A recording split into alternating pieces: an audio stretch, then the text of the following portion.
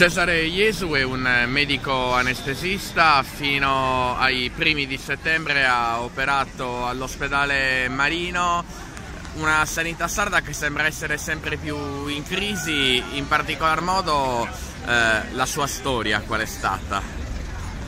La mia storia insomma è stata sempre legata all'urgenza e emergenza e anche alle sale operatorie, come tutti gli anestesisti e rianimatori, e quindi per noi è importantissima l'urgenza e l'emergenza. Abbiamo lottato perché questa riforma ospedaliera facesse i passi che doveva fare. Progressivamente, razionalmente, invece questa riforma ha portato a delle decisioni non proprio razionalizzate, come dicevo prima. Per noi era importante, assolutamente siamo d'accordo che certi ospedali debbano essere più importanti, altri meno, però a noi interessava che l'urgenza e emergenza fosse assicurata su tutto il territorio regionale. Ecco, spieghiamo in un flash il ruolo dell'anestesista, un ruolo comunque importante all'interno della sanità. Come sta avvenendo danneggiato tra riforma sanitaria e quant'altro? Allora, intanto le persone che sono andate in quiescenza come me non vengono sostituite. Sia per ordini nazionali ma anche a livello regionale, probabilmente perché devono essere rispettati certi tagli, non sono stati sostituiti e quindi sono in sofferenza le sale operatorie, sono in sofferenza le rianimazioni, sono in sofferenza tutte l'elisoccorso, che è ancora assicurato esclusivamente da anestesisti che volano sull'elicottero dei vigili del fuoco. La cosiddetta gara che doveva partire ancora non sono state aperte le piste e esiste solo un elicottero che vola da Alghero per tutta la Sardegna, qualche volta è impegnato, qualche volta è in guasto e crea problemi importanti. Facciamo un focus sull'ospedale Marino, che è un ospedale decisamente al centro della riforma sanitaria, tra spostamenti e accorpamenti.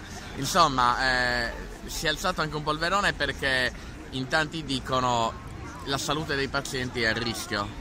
Beh, assolutamente, intanto era un ospedale che aveva un'attività importante, soprattutto ortopedica, traumatologica e neurochirurgica.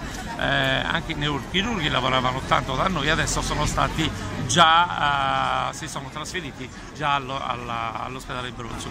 Chiaramente c'è una chirurgia d'urgenza, c'è la medicina iperbarica con 2 camere iperbariche che tratta in questo momento tutte le urgenze e emergenze della Sardegna, perché la camera di La Maddalena non è in pratica in grado di funzionare per mancanza anche di anestesisti. Riforma sanitaria regionale e tagli nazionali, però restando e partendo dalla Sardegna. Lei è un medico anestesista, lei appunto non si sente tutelato, però per volerla dire al contrario, lei si è sentito bistrattato? Allora, prima di tutto secondo me in questa riforma quelli che più hanno sofferto chiaramente sono i pazienti, perché vengono rinviati, cioè non mancano gli anestesisti, non vengono fatte le sedute operatorie, mancano i chirurghi i pazienti vengono rinviati, vengono messi in lista d'attesa, quindi le liste d'attesa sono tantissime. Qualcuno rimedia, qualcuno che sta meglio va cosiddetto al continente e lì riesce a realizzare, altri invece rimangono qui, non si curano più, non riescono più ad avere le risposte che avevamo prima.